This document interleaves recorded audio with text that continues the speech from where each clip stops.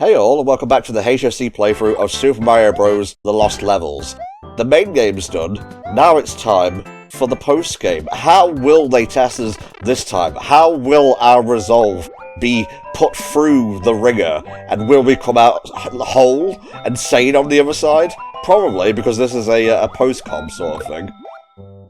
The first thing you saw in this video, the little preview picture that they showed to show you what's going on in this world, you may have noticed there was a Hammer Bro underwater. They are just making shit up here. Like, look at him. He's just out for blood here. So this first world that we're going to be going through in this video, World 9, you unlock this by going through the entirety of the main game without using warps. This is the simple one to unlock. There are going to be some extra worlds after World 9 that will be showing off that work a bit differently. So to break down how you get to all these extra levels, because it's not as simple as just beat the game for the most part.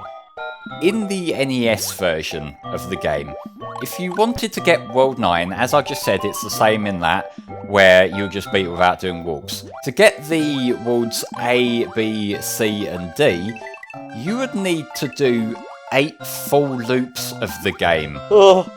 And then do it again. You put a code in on the start menu. Remember, this is a game without a save feature, so you would do this in one sitting or you'd have to keep your console on.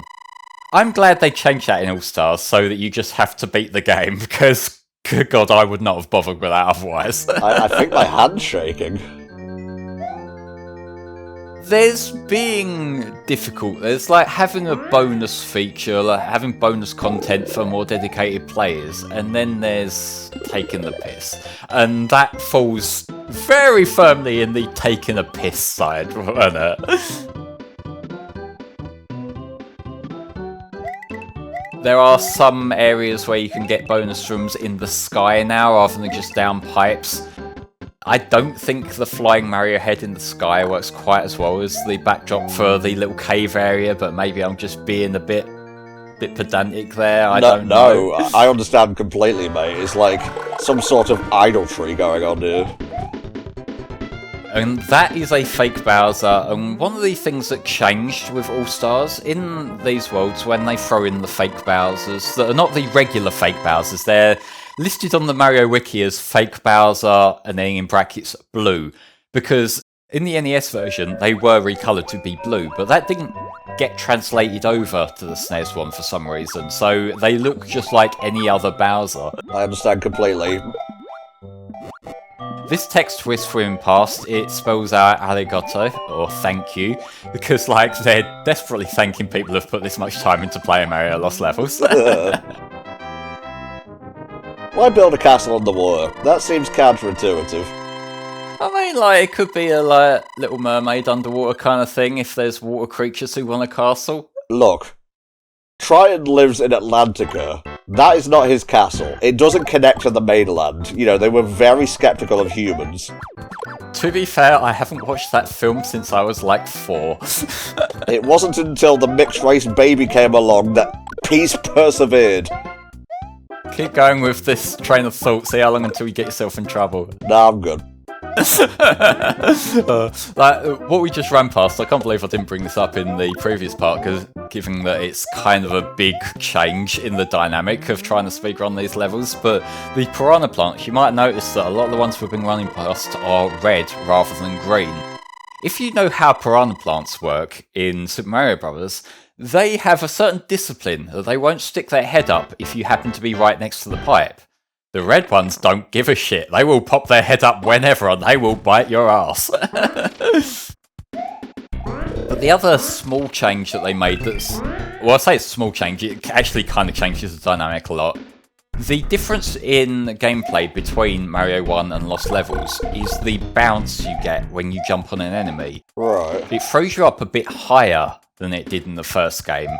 And that will come in handy. That has come in handy for me a few times, and it comes in handy for like someone who jumps up to the flagpoles.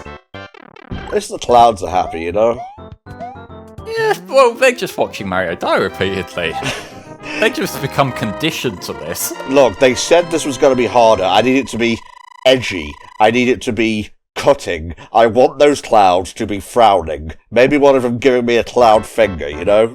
It's SMB Super Mario Brothers with a lowercase m. I still like DMC, I don't care. That's fine. I have a bit of a certain taste for games. You might notice I also like Shadow the Hedgehog. Do you enjoy the DMC anime on Netflix by visionary Adi Shankar? I have not watched that. I have not heard great things. You're just a hater. I just know how Netflix adaptations of things tend to go down. Well, I enjoyed the first few seasons of Castlevania. I never watched the second one for Richter, which is a shame, because Richter in the games is very cool. See, again, that's the sort of thing where I heard conversation about one particular part of that series and nothing else. Oh boy. My thing with Castlevania is that my experience with Castlevania is exclusively the old-style Castlevanias rather than the Metroidvania kind of games, so I'm a bit out of the loop on them, but like I do have a bit of appreciation for like the later Game Boy ones as well, which I know not many people did play. The first one, Castlevania The Adventure, is terrible, but you know, that's a very jank, everything controls like shit, and they weren't really adapting the level design accordingly kind of problem. Yeah. I will say I do greatly enjoy the Castlevania collections they put out, like the GBA one, the DS one. I was kind of sad to find that I didn't enjoy Order of Ecclesia all that much, because it has the sensibilities of a classic Castlevania game, where it's like super hard, but then it's still trying to be a Metroidvania. I feel like the kind of game design mentality for just hard, simple platformers end up becoming frustrating when there's more backtracking involved. Like, again, it comes down to the figuring out what to do versus actually doing it. If you put a lot of time into figuring out what you're doing and then you get fucked over by something that's like a last second thing you weren't expecting, then it feels a lot more insulting than just like, okay, I figured out what to do now, like I'm gonna just try again now I'm better at it. Shinoa is still a dope protagonist though, and maybe I'll go back to it, because I did make it to a castle. I'm not sure if it's Dracula's castle, but it was a castle. Again, like I say, I'm a bit out of touch. I did see a bit of the, like, Bloodstained game that's like... I played a bit of the Circle of... I forget what it's called, the Curse of something, like the one that's just a 2D game. But there was also a mode in the main game that was basically like a soft remake of Castlevania, but like in the 2.5D perspective. And that just made me wonder, like, what's the point? It's like, there's a nostalgic throwback kind of thing, and then there's just making the same game but in an engine that weren't designed for it. I don't know, Flame. I have no idea what you're talking about. I think you're speaking gibberish, and my opinions are correct. You had a point up until that last bit. No.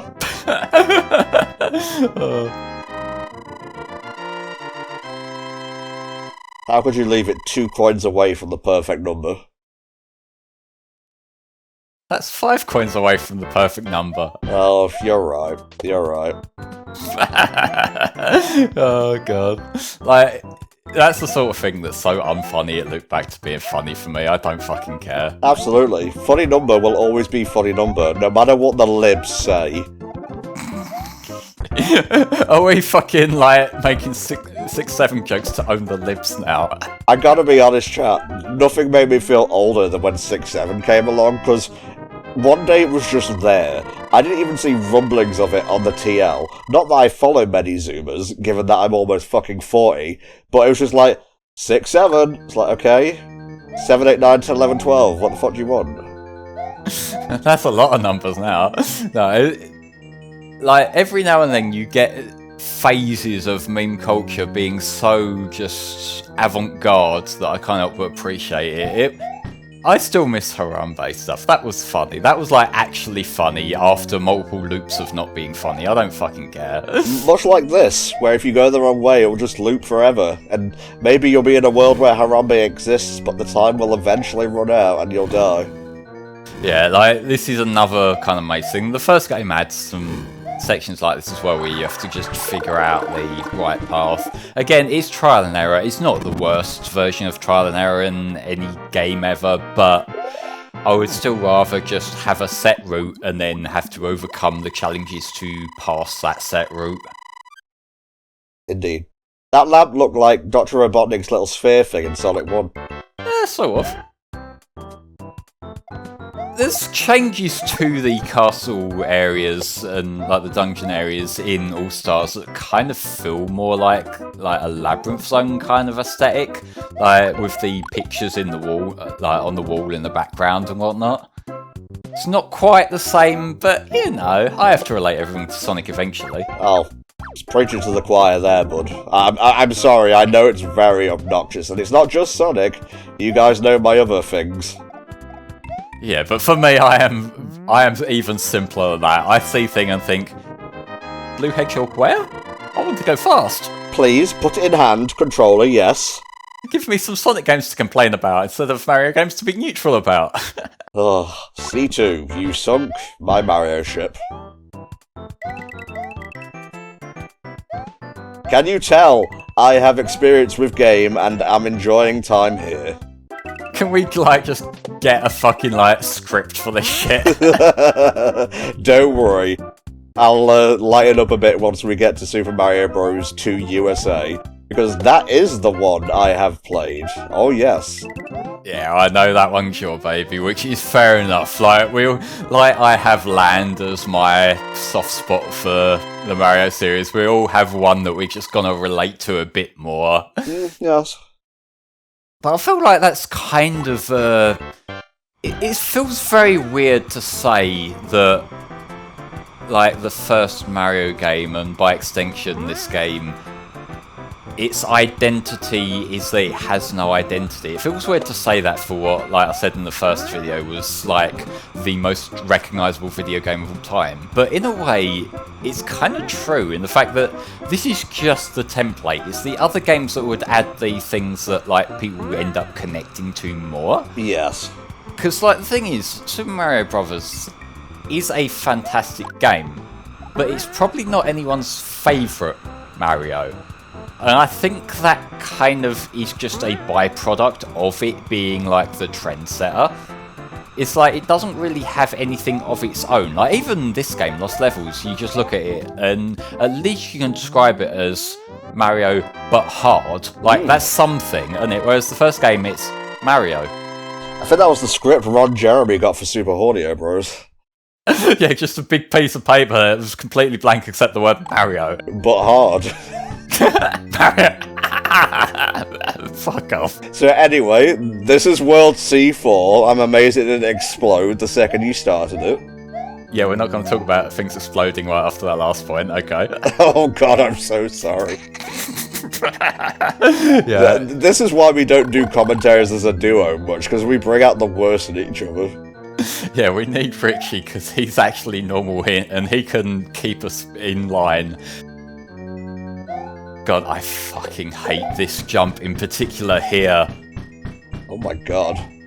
Yeah, you have to do this perfectly. There's a reason that took me a run up there.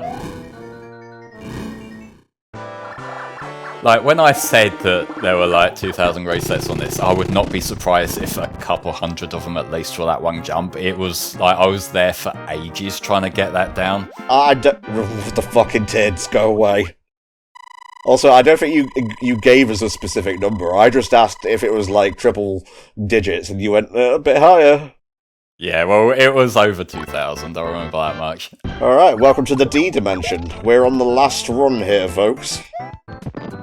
One thing I will bring up about these, like, ABCD worlds that I think is a little bit disappointing is that in the NES version, they had a kind of...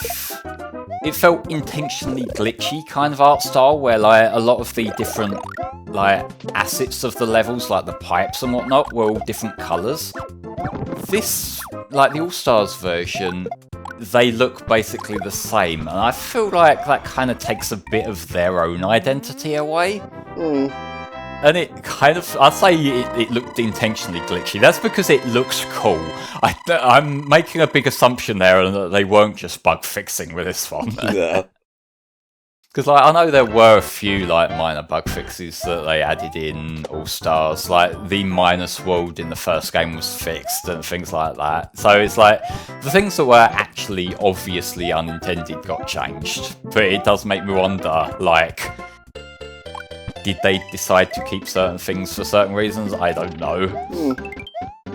The only thing I really know is that I believe in the original version of World, Luigi was basically a green Mario, but come All-Stars that had changed. Sort of, yeah. There was another big change with Lost Levels specifically in All-Stars, in that if you can save and quit on this specific level in this version, you don't get thrown back to the start of the world, which that was probably their compromise to make it palatable to Westerners. Hey Flame, what level are we on? D3? Looks like a penis. I still don't really see that. I don't know either. Oh god, I thought I was the fucking 12-year-old here. Well, I am the oldest, therefore I would be also the youngest. Just in terms of my youth.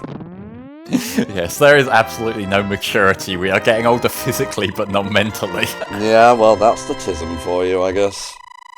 I feel like I'm getting more stupid as I get older, just more willing to just bring up stupid things, even if I know better. Yeah, same. Which I guess it's the meds probably taking away some of the inhibitions, but still. Yeah, most definitely, mate. And I would like to apologise for that previous statement. Not all autists are stupid, some are very smart. It's just the Anton and Flame variants. It's okay, I'm diagnosed, I can make jokes, but you can't. Well, that just makes me safe edgy, doesn't it? Basically. Well, I don't know, that's one of the things, when it comes to autism jokes, in some communities it's just the natural thing to go to, whereas in others it's worse than dropping actual slurs. Oh my god. Here we go, folks, the final showdown. How many fake Bowsers have we put in the ground so far? Too many. Random bloopers cucking us out of our final boss here. There's some parts where it really feels like they want you to be Small Mario, and you have to do a running duck to be able to get through it all. Oh, this is the worst installation I've seen thus far. That was just obnoxious for the sake of being obnoxious. Alright, Peach, I'm gonna be honest. If you peck me on the cheek again, we're done. Well, at least there's multiple kisses this time. They may have been there before, but I wasn't paying attention at all. This has been Super Mario Bros. The Lost Levels. Hopefully, it will become Lost Media, just like our commentary. I've been Antom64. I've been the Flameclaw. And we'll see you next time when Mario continues with Super Mario Bros. 2. Get ready for Birdo action, y'all. Bye for now.